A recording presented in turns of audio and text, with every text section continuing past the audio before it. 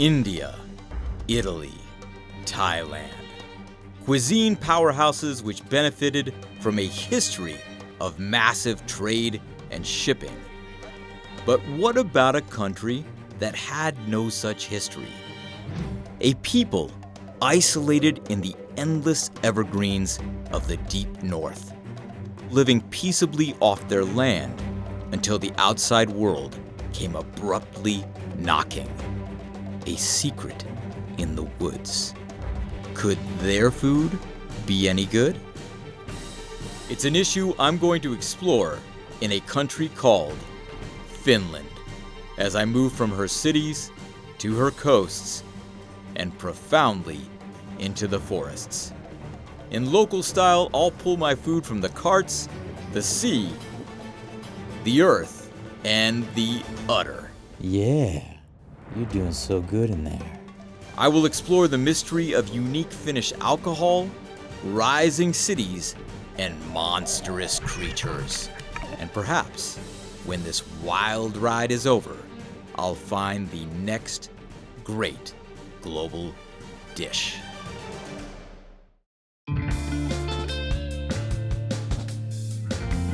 Our world is full of fascinating dishes, culturally important, rich in stories, but only a few have seen the limelight. I'm Jonathan Legg, and in this series, I'm focusing my travels around the world's most underappreciated cuisines. Oh my God. Have they failed to market? Are they about to emerge? Or are they just plain bad? It will be a global journey of pleasant surprises, dangerous mishaps, and stunning locations.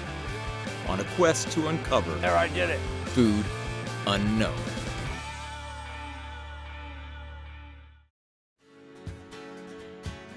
I'm in Helsinki, the second most northerly capital city in the world. Tranquil, clean, and cool even in July. I'm looking for a cuisine contender to come out of Northern Europe, a region that is silent as a mouse on the global market. Although it's only around 100 years old as a nation, I've chosen Finland because it's at a unique confluence of several diverse influences.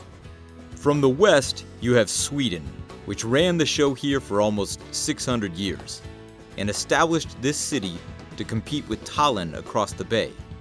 Swedish influence can be seen all the way down to the manhole covers. In the south, you have the rest of the European Union, to which Finland belongs. To the north is the Arctic Circle. Here, the uncommon climate and culture undoubtedly brings something unexpected to the plate. And to the east, a dash of something unique in Scandinavia. So where am I right now? If you said Russia, you're not too far off. For over 100 years, it was. They moved the regional capital from Turku here to Helsinki, and their influence is all around. In the architecture, landmarks, and a little bit of the cuisine. Here's the thing, outside influence came late to Finland. Before that, they were hunters and gatherers, living far from each other, not packed into cities and towns. This has left traits that you still see in the people today. Their knack for sitting comfortably in silence, their love of foraging, and their affinity for nature. Does this same spirit cross over to the cuisine? Have they adopted the dishes of their conquerors, or have they doggedly stuck to the food of their land?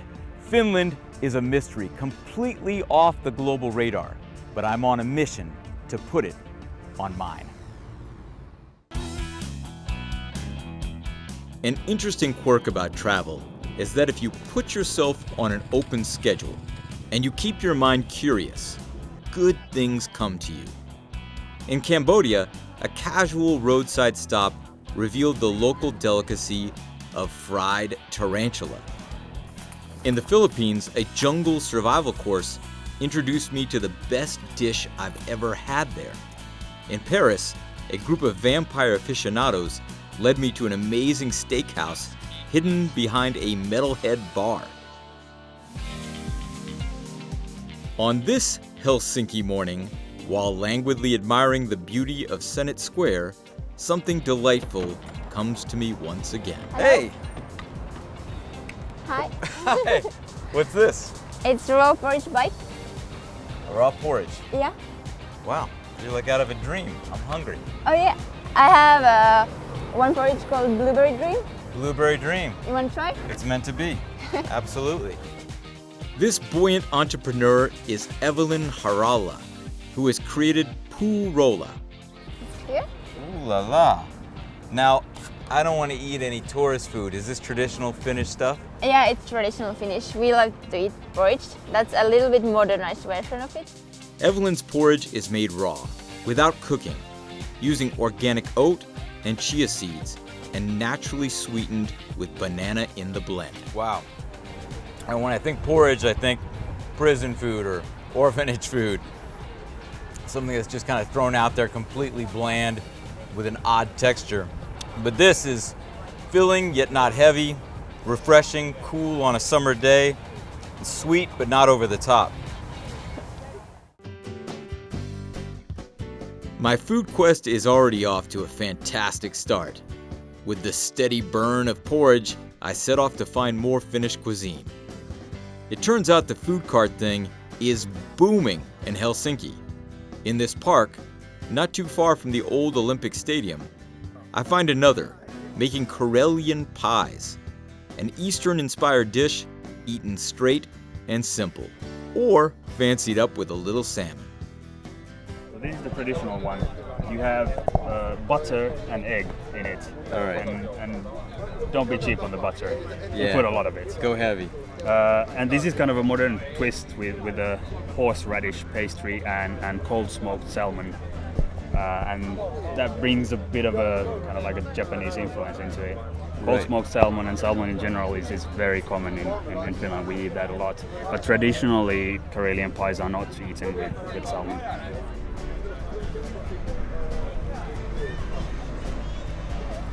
Oh yeah, that's good. Nothing fancy, but it's rich and tasty. Yeah, it's kind of our hot dog or our hamburger, the most traditional snack, street food snack that you can eat on pretty much every occasion. This is the Finnish hot dog, essentially.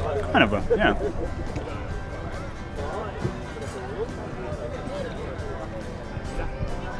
Oh, I like that. Is that cream cheese? Yeah. Cream cheese with a hint of a horseradish. It's an unusual combination. Usually, you'd have something like that on a cracker, Well, yeah, kind of. but on the Karelian pie, it gives it a lot more body. Yeah. But the one thing that booms even more than food carts? Coffee. Finns are the #1 coffee consumers on the planet. And in honor of this statistic, I will drink a cup of coffee everywhere I go. Coffee was actually made illegal twice in the 18th century, but the prohibition never stuck. This almost happened in my own country as well. It came down to the wire. One famous case. If the judge had sided differently, you might have to get your caffeine fix like any other illegal drug. On the low low. Hey, you got that coffee? Thanks.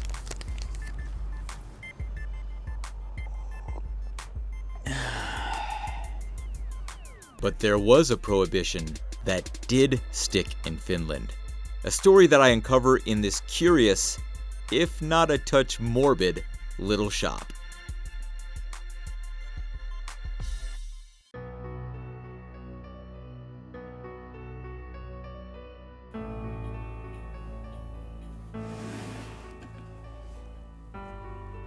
Interesting. So this was designed to teach school kids the danger of alcohol consumption Yeah, during Prohibition. during that time. That's like a bad liver, right? Damage Yeah. from drinking too much booze. Yeah, it's called like fat liver, and this is the normal, like healthy one. Of course, it's like a little bit damaged because it's old, and that's how what's Yeah. happened if you drink too much. If you drink too much alcohol. Wow. Yeah. To follow up on the Prohibition story, I head west, young man, to Finland's oldest town.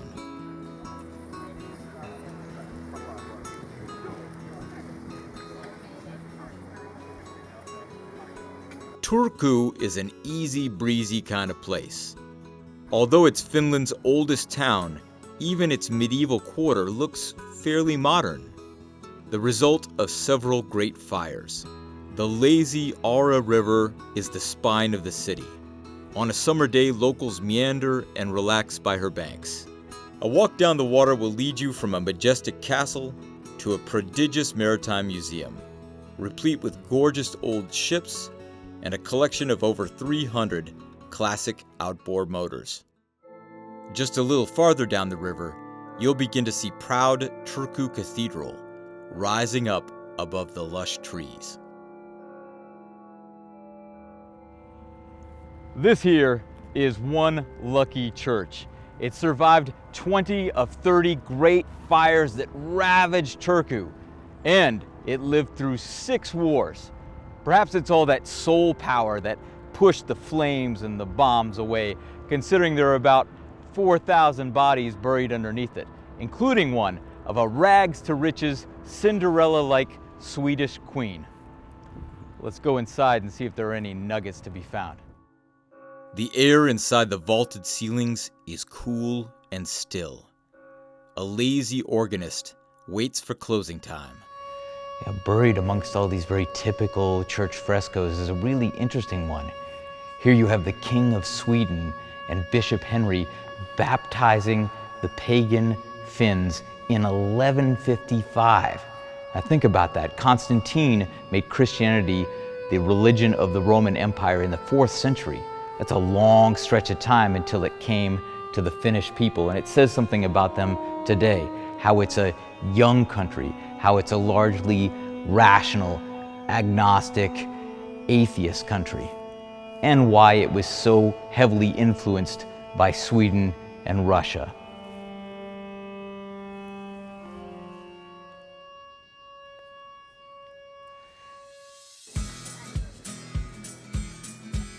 This long history of isolation has indubitably had an effect not only on the people, but also on the cuisine. And speaking of cuisine, I've picked a good time to be in Turku. A small festival has all the vendors out, with a unique selection of grab-and-go grub. Like Moiku Lautanen, aka European Cisco, a local favorite. Just a little bit off the river is the atmospheric Market Hall, full of all kinds of delectables. But for a real treat, meander towards the front and find this renowned pastry shop. Piece of cake. Yes, I hear you are the best bakery in Finland. yes, that's true. You won a competition. Yeah, Congratulations. thank you very much. What are your specialties here? We have lots of unique pastries over here, and I think our best pastry is sea buckthorn cheesecake. Sea buckthorn. Yeah, It's a type of berry. yeah, it's a little berry, I can show you. Buckthorn. Yes, I've never seen this before. It's a Finnish berry, a Nordic berry. yes, it's Nordic berry. Wow, this thing is like a piece of art. Yes, that's true. Everything in life is ephemeral. Just gotta enjoy it while it lasts. What do you like? Sweet Lord in heaven. It's kind of like a cross between a berry and an apricot. Yeah, maybe. Yeah? Yeah. Or am I just Yeah. tripping? No. Tell me something. How does a Finnish bakery distinguish itself from all the bakeries in the rest of the world? Because we use fresh berries, that's our thing, and you also said that our pastries are a piece of art, so that's the thing true. also.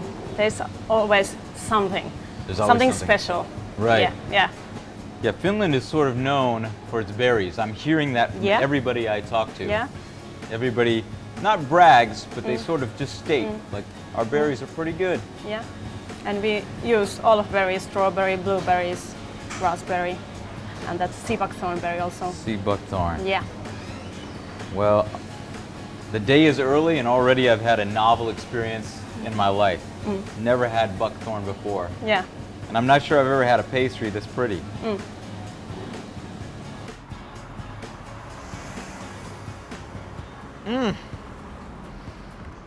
Germans make excellent bread, and the French fantastic pastries.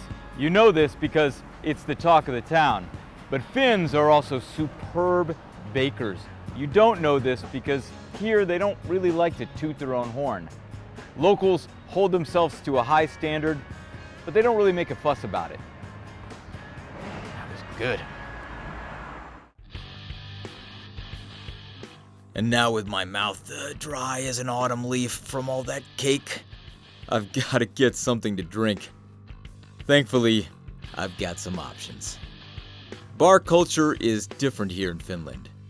Turku is a new fountain of drinking hole creativity, with bars that have been established in old schoolhouses, pharmacies, and public toilets. The unique bars and rather unique drink all link back to that creepy kit in the curious Helsinki shop.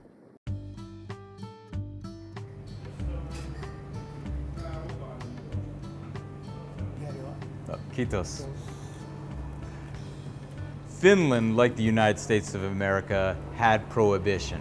But when it ended, it wasn't a clean break. Like, it's over, free market for everybody. In fact, you could say they're still sort of coming out of it. When the 1952 Olympics came around, they had a little bit of a dilemma. They knew there would be a huge international clientele that would want them some booze. What to do? So the state-controlled, monopolistic retailer of alcohol came up with a solution. They would provide 2 drinks for all these foreign visitors. One was gin and grapefruit, and the other was brandy-based. The brandy one has since fallen off and disappeared into the realm of history's ash pile. But the grapefruit-based one is still around. And it's not too shabby on a summer day. But wait, I hear a rumor that the missing drink is still alive, and I rush to investigate. A search that leads me down the bright and sterile aisles of Alko. There it is. It's alive! The original brandy long drink still exists. The rumor is that this kind of fell out of the bar scene because it was too good. People liked it too much, and you can't have too many people drinking, so it kind of got pulled back into obscurity. But her heartbeat is still ticking. Let's see what she tastes like.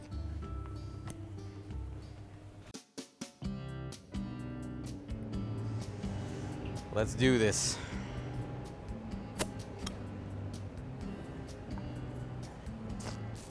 No, I'm just kidding. It's not bad. Brandy and Pomac, which is like ginger ale.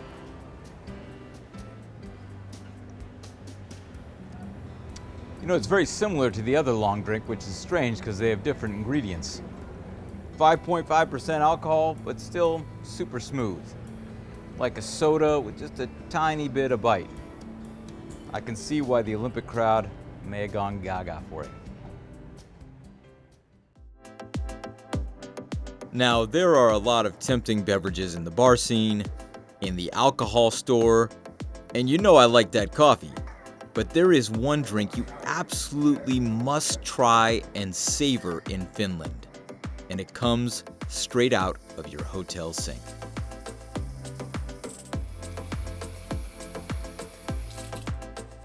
Finland has the cleanest tap water in the world. It's so good that people in tourism tell visitors, please don't waste your money on bottled water. That's a message I can get behind. Completely hydrated, I'm ready to check out Turku's celebrated restaurant scene. An experience that will lead me out to her islands and into the path of a legendary killer. I'm Jonathan Legg on a food unknown adventure in the quiet yet expansive country of Finland. I've checked out the yummy food carts in Helsinki and found a curious kit in a curious shop that led me over to Turku to explore the story of how a sliding Finnish prohibition produced a now booming bar scene and very unique cocktails to serve an Olympic crowd. I've sampled some of Turku's street grub and tasty desserts, but now it is time for a couple proper meals, starting at the established restaurant, Mommy.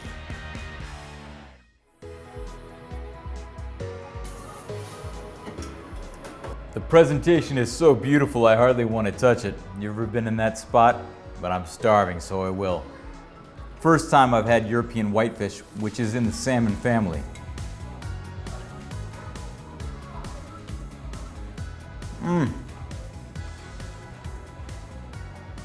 There's something to be said about eating food in season, and the Finns are nuts about that. They absolutely won't eat something unless it's the proper time to do it, and there's heavy anticipation in the country when something is ready to go. For example, now it's berry season. Everybody's excited about the berries. And when the potato crop comes out, there's even a blog that has a countdown for it.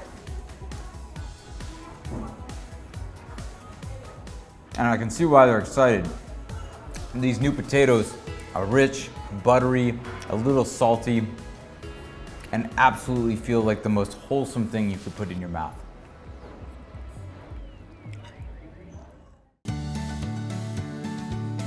With my belly full of grub, I take a mosey down to Turku's famous Maritime Museum, complete with some remarkable ships at dock.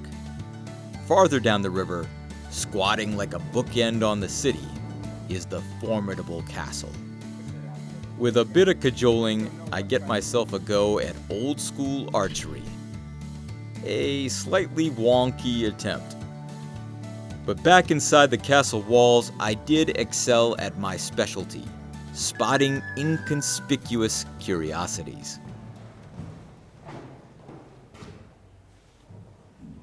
This is some kind of a charm or incantation. Yes.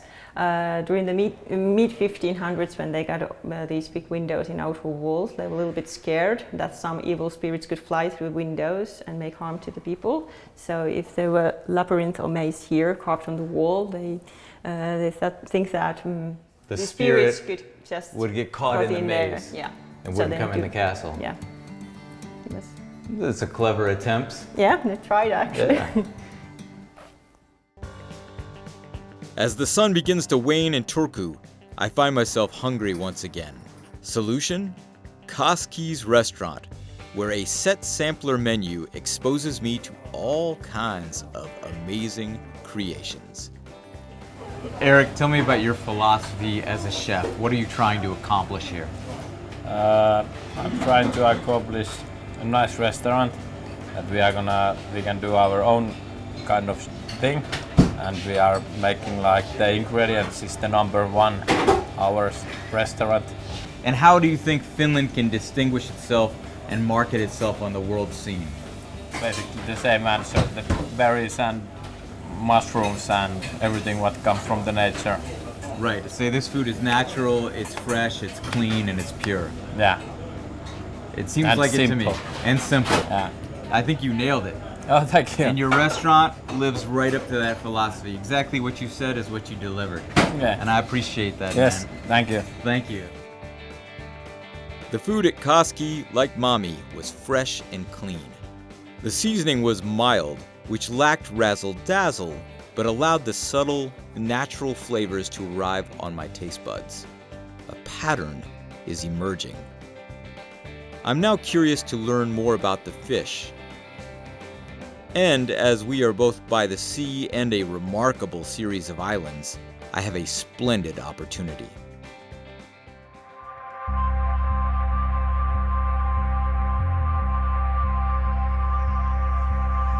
These are a few of the 25,000 islands of the Turku archipelago. As many as 25,000 more stretch over to Sweden. When I was researching Finland, I heard about a mythical creature called a Naki.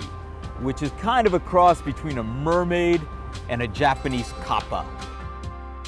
Lurking in the water, this sinister beast could snatch you from the edge and pull you to your demise. I got all giddy and I called up Visit Finland. The response I got was a little quizzical. So instead, I opted to fish for a more reasonable catch. Big pike. Alright, well, I'm not the most skilled fisherman, but my team did fairly well, and I'll call that a success. We take a break on one of the many islands where a few hardy locals have posted up and made themselves an isolated home. Here I'm invited to try a fisherman's specialty. Lillian here has cooked up some homemade kalaketo, which is a Finnish salmon soup. Warms the bones, tastes awesome.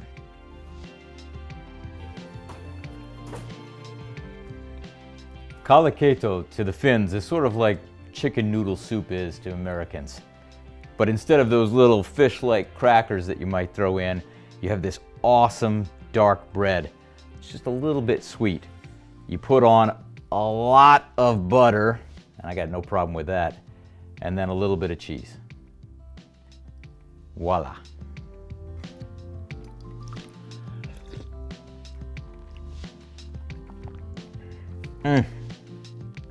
There's something about homemade that always shines through. Hits the spot. Got that nice salmon flavor, little pieces, a little carrot, potato. It's hearty. I can see why this is a fisherman favorite. While my personal fishing skills could use a polish, I am fairly adept at polishing off traditional Finnish seafaring food. It's a trend I'd like to continue as I leave the Turku archipelago and head for the painfully scenic town that's slowly being abandoned by her coastal roots. This is the Maritime Museum of Rama, a fantastic little stop full of collectibles honoring the city's long relationship with the sea. Upstairs, the friendly curator, a former sea captain, fixes me up with another maritime meal. Look at that. This here is lapskosi, which may translate into mush or gruel. Allegedly very tasty, it was made by sailors in this region because it was economical.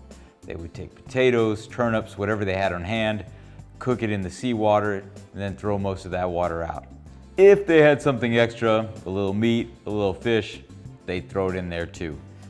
I believe this one here has some carrots and some pork in addition to those standard ingredients. Let's see how it tastes.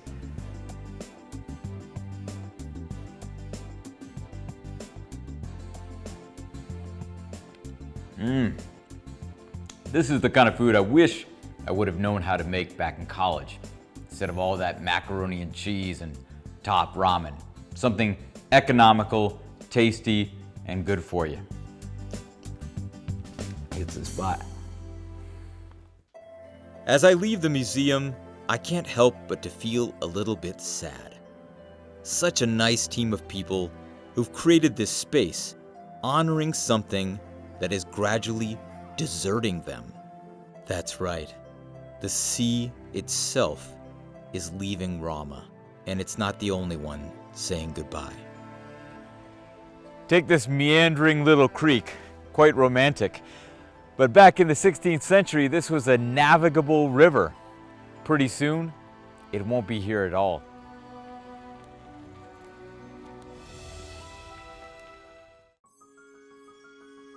The reason is this: post-glacier rebound. The massive ice shelf that covered Finland compressed the land like a sponge. Now that the ice has melted, the ground is expanding back to its fluffy form. This phenomena is adding islands to the Turku archipelago, but taking rivers and the sea from poor little Rama. And I too must leave Rama. for my coastal journey now ends as I prepare to push up into the great north, a land of vast forests and strange beasts. Finnish roads are ceaselessly long, so it's a good idea to break up the journey with a couple pit stops, like this one at Finland's fast food sensation, Hesburger. Yeah. So apparently these guys have been doing smashingly well in Finland, and they're looking to go international and take on the other fast food giants. Let's see if they got what it takes.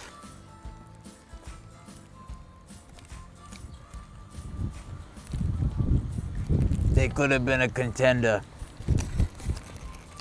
Well, it doesn't make me jump up and down, but it's pretty par for the course. Average fast food. They do throw a lot more mayo on there than your average cheeseburger, which may not suit the taste of most Americans, but I think Europeans dig that stuff. And I do too.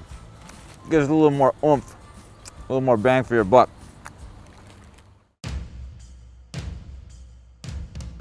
Back on the road, I must be alert, for as we near the Arctic Circle, a new hazard emerges, over and over.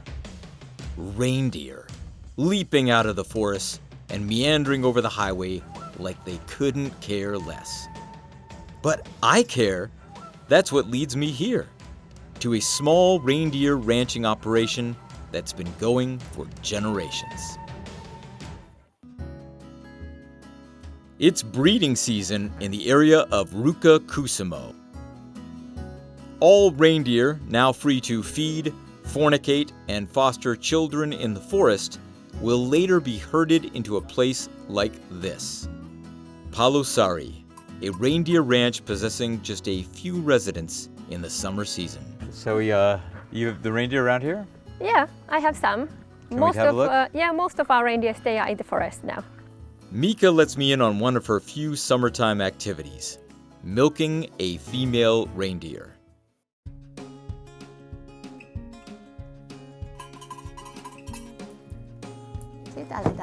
What's in the box? What's in the box? A reindeer! Yeah. All right, warm hands and an easy rock DJ voice taking you through the night. Hulda is the name? Yes. Hey Hulda, how you doing in there? Good. Where are your little nipples at? I don't even see your nipples. Right in here? Yeah.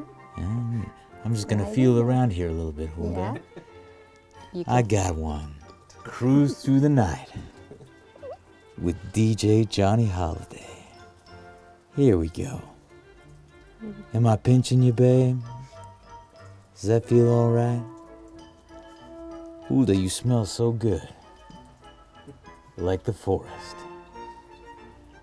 I can imagine walking through a green pasture, evergreens swaying in the wind, eating the over 200 plants of the forest, delicious in your mouth. And as they digest slowly in your stomach, that milk starts to form. And it works its way down to your little udder. But no matter how butter smooth I wax, I just can't seem to win. Thank you, Hulda. That was fun. All right, I'm gonna let the master take over. Then you can taste it. Can I taste it? Yeah.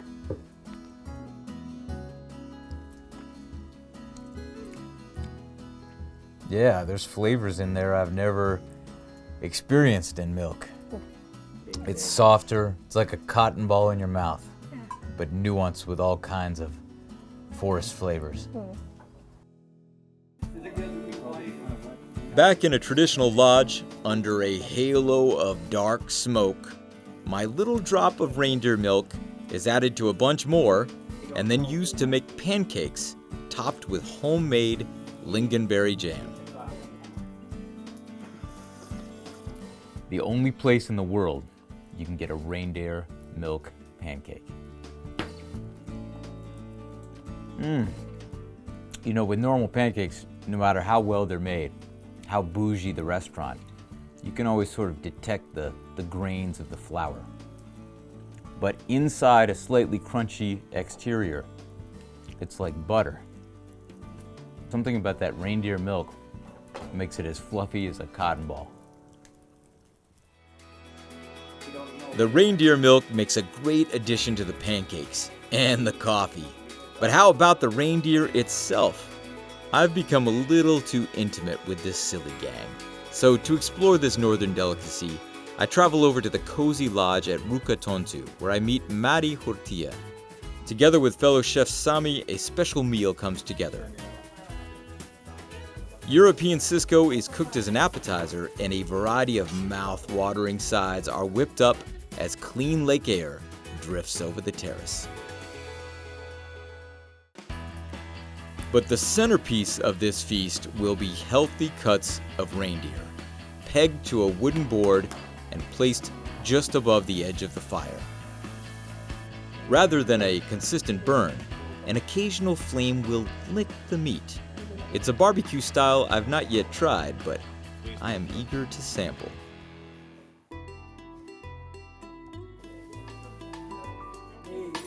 With the food prepared, we slip back into the comfort of the lodge. At a long table, the dining ritual begins. Finns take their time, both making the food and savoring it in the aftermath. It's a slow-paced, communal affair. For a visitor like me, this is a great opportunity. Finns are usually very soft-spoken, but this is an environment where they really open up. You can't beat a scrumptious meal in a postcard environment with great people. And here's the thing. This food is all locally sourced and extremely fresh, a theme that seems uninterrupted in Finland. I've got one last stop on my trip, but before I return to the capital, I'm gonna quickly learn the do's and don'ts of sauna culture.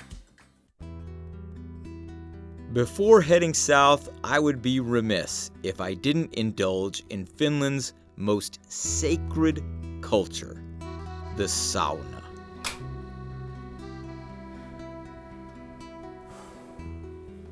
Woo. Sauna has a special place in Finnish culture. It's not just a hot room. In old Finland, kids were born here and deceased were washed here, so the whole cycle of life happened, including weddings today. Men get drunk in the sauna and jump in the lake for their bachelor party. Women have a very special ceremony when one female runs around the sauna naked and counts out the names of all the lovers she's had before her husband-to-be. And they believe there's a spirit that abides in the sauna, kind of like an elf, who's very against negativity, bad language, and anger. So it's a good place for business deals to happen and for spatting couples to de-escalate. Even yoga is moving into modern-day sauna culture, giving one a gentle stretch in the tranquil space. This may not be your cup of tea, and that's okay.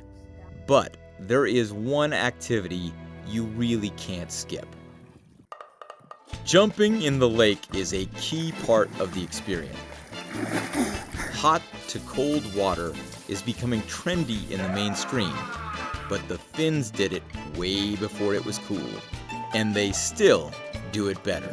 Never miss an opportunity to jump in the water. Got stuck in the moss! Just make sure it's deep enough. Relaxed and refreshed, it's time to head out. To meet Chef Sasu Laukkonen, to further explore the local fresh food philosophy of Finnish top cooks.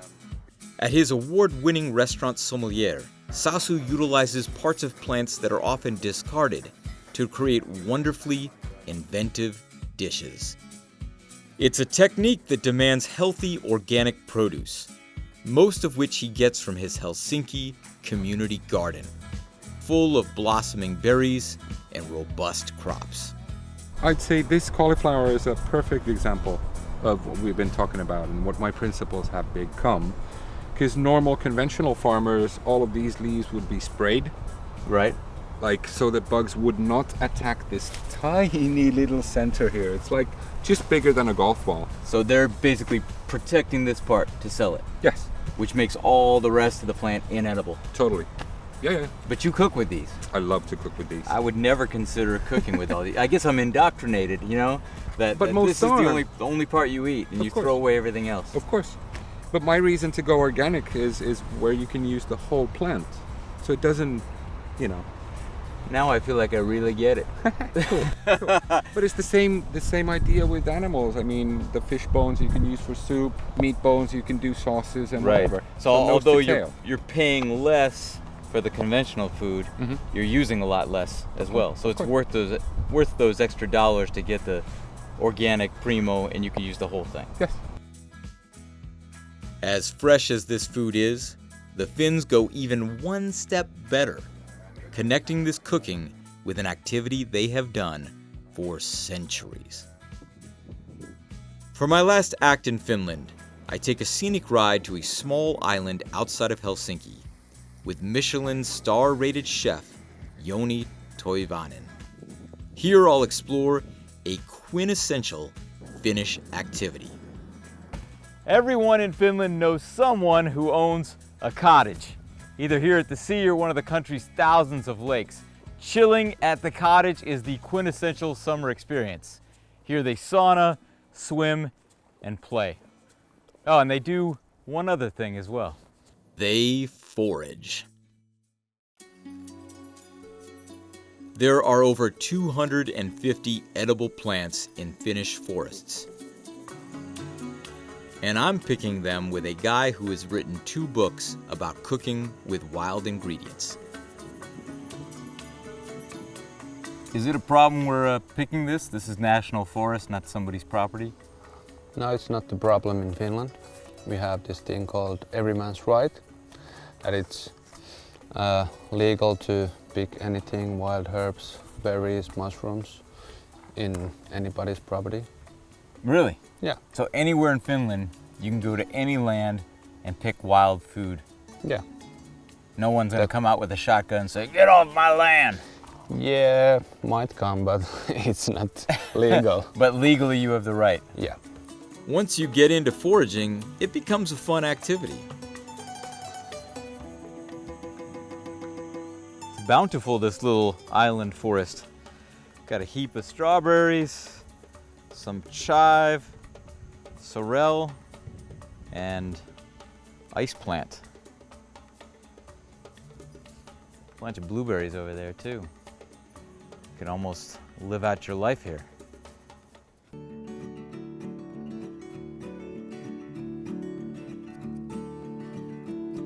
It's like a cross between something minty, like spearmint, and black licorice, with a tangy finish. If you're going on a date and you can't find any gum, this is a good substitute. Date in the forest, not just a moment, please.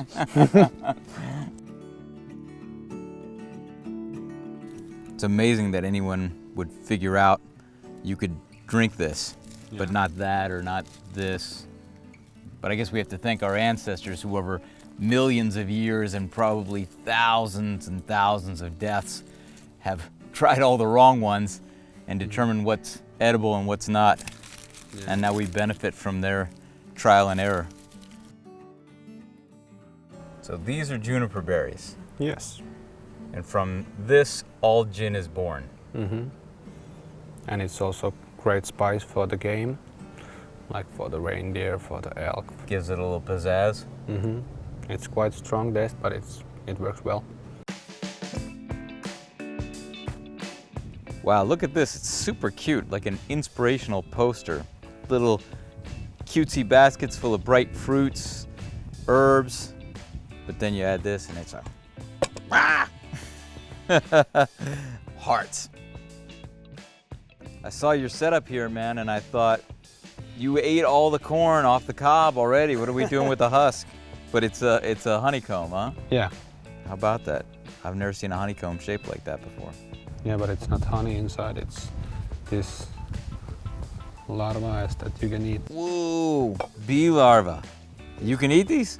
Yes. Just straight up? Yeah, you can eat it straight up. Yeah. Looks like something out of an alien movie. And when you pop it, it comes out this white, creamy sort of. Look at that. But it tastes just like a lima bean. Yoni, in a nutshell, what makes Finnish food so unique? Yeah, I think we have a special everyman's rights here, that we can go to forest and pick up any wild things, and then the climate is very special. We have long days during the summer. So the unique climate in these bountiful forests you have here in Finland produce wild food that's unique to any place in the world. Yes. When the foraging is over, Yoni throws some reindeer hearts on the grill as we prepare for one last Finnish meal. Spectacular, spectacular. What a gorgeous place to work. This has to be the most beautiful kitchen in the world. Equally scenic, our swinging table setup, where it all comes together.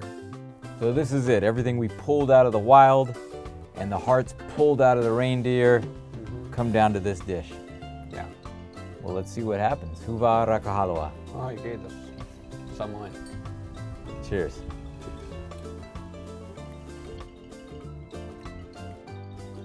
Great gods of the forest. This is amazing. That base layer that you ground up really makes it. It sort of flushes out the flavor. There's so many things going on, and at different points of the chew, different flavors come through. The herbs, the meat, the mushrooms.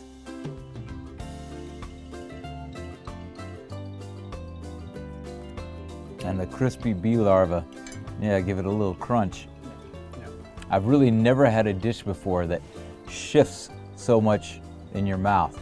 Going traces of sweet, and then something robust, something that tastes of the vegetation straight from the forest. There's like every basic taste is also. It covers all the bases, and yet it's like a cool, light, summer sort of cuisine. Yeah. No cream, no butter. And the reindeer heart has a very even flavor that mixes in with all the other ingredients. Doesn't overpower anything. Yeah, it's quite mild actually.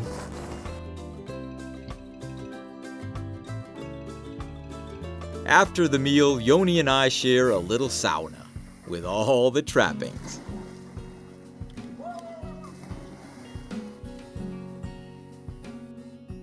I feel invigorated. Well, it's been a real treat sharing in a typical Finnish summer day activity. And what struck me is how natural everything was for the locals I was with, including foraging in the forest. They could just spot the stuff immediately, where I would step right over it. And that's a clue that you're doing the real deal. It's not a manufactured tourist experience. You're doing what the locals are doing, which is ultimately what travel should be all about. Ah.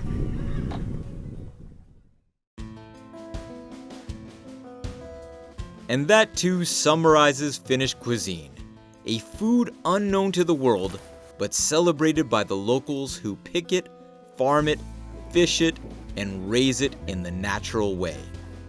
After 2 weeks, I've stuck fork and spoon into all kinds of Finnish creations, met with young entrepreneurs, chatted with top chefs, and have discovered a food unknown that deserves a good word.